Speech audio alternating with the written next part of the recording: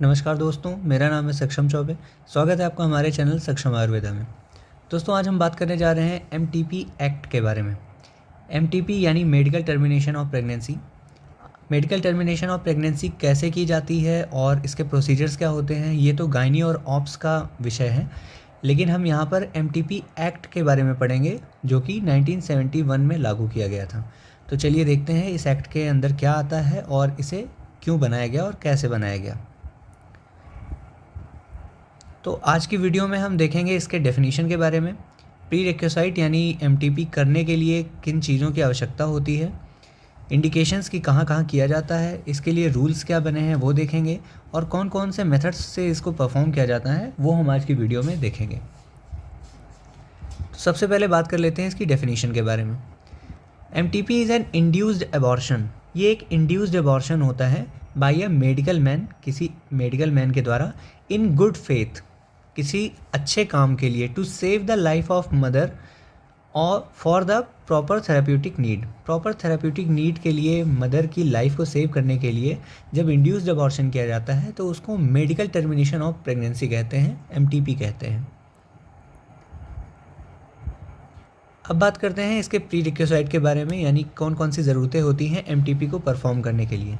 सबसे पहले तो written consent of both women and her husband और लीगल गार्जियन, यानी कि जो वुमेन है उसका, उसके हस्बैंड का, और यदि हस्बैंड नहीं है तो उसका जो लीगल गार्जियन होगा उसका कंसेंट लेना इसमें बहुत ज़्यादा इम्पॉर्टेंट होता है।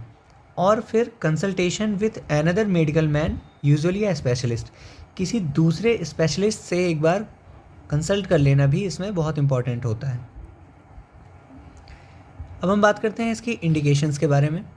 इसके थेराप्यूटिक इंडिकेशंस हो सकते हैं, यूजेनिक्स इंडिकेशन हो सकते हैं, सोशल इंडिकेशन हो सकते हैं और ह्यूमैनिटेरियन इंडिकेशंस हो सकते हैं।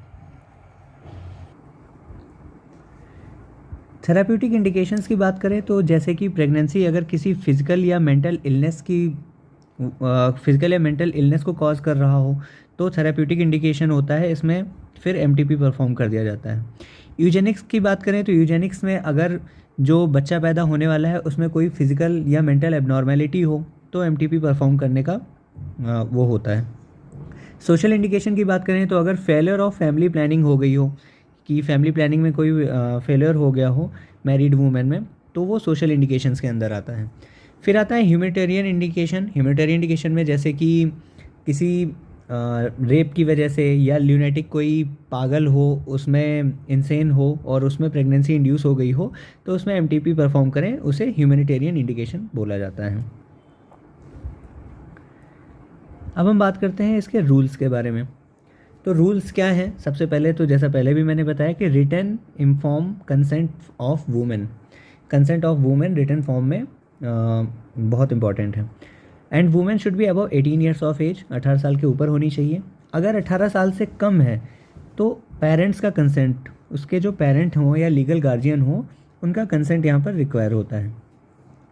अगर 12 वीक ऑफ प्रेगनेंसी है तो कोई भी क्वालिफाइड प्रैक्टिशनर इसको परफॉर्म कर सकता है, लेकिन अगर 12 to 20 वीक ऑफ प्रेगनेंसी हो गई है तो opinion of second practitioner must be obtained, किसी दूसरे प्रैक्टिशनर का ओपिनियन ज़रूर से ज़रूर ले लेना चाहिए। And it is done only in well equipped hospital authorised by government, जो गवर्नमेंट ने ऑथराइज कर रखा हो ऐसे वेल इक्विप्ड हॉस्पिटल में ही एमटीपी परफॉर्म किया जाता है। अगर हम बात करें इसके मेथड्स की कि कौन कौन से मेथड्स से एमटीपी को इंड्यूस किया जाता है, परफॉर्म किया जाता है, तो अगर फर्स्ट 3 मंथ्स ऑफ प्रेगनेंसी हो तो डीएनसी, डायलेटेशन एंड क्यूरेटेज, इस प्रोसेस से एमटीपी परफॉर्म किया जाता है, या वैक्यूम सक्शन एंड क्यूरेटेज से भी परफॉर्म किया जाता है। अगर प्रेगनेंसी बियॉन्ड 3 मंथ्स की हो गई हो तो एमनियोसेंटेसिस से किया जा सकता है, या induction by prostaglandin E1 and E2 के द्वारा किया जा सकता है, या एब्डोमिनल हिस्टेरेक्टोमी के द्वारा भी एमटीपी परफॉर्म किया जा सकता है। तो दोस्तों, इसी के साथ हमारा एमटीपी एक्ट ख़त्म हुआ। एमटीपी एक्ट 1971 में लॉन्च हुआ था, 1971 में लागू किया गया था, और इसके क्या रूल्स होते हैं, इसकी डेफिनीशन, क्या क्या आवश्यकताएं होती हैं एमटीपी को परफॉर्म करने के लिए, इंडिकेशन, रूल्स, मेथड, इन सब के बारे में हमने आज बात की। उम्मीद करता हूँ आपको ये टॉपिक समझ में आया होगा। अगर आपको ये वीडियो अच्छी लगी तो इसे लाइक करें, शेयर करें और हमारे चैनल को ज़्यादा से ज़्यादा सब्सक्राइब करें। धन्यवाद।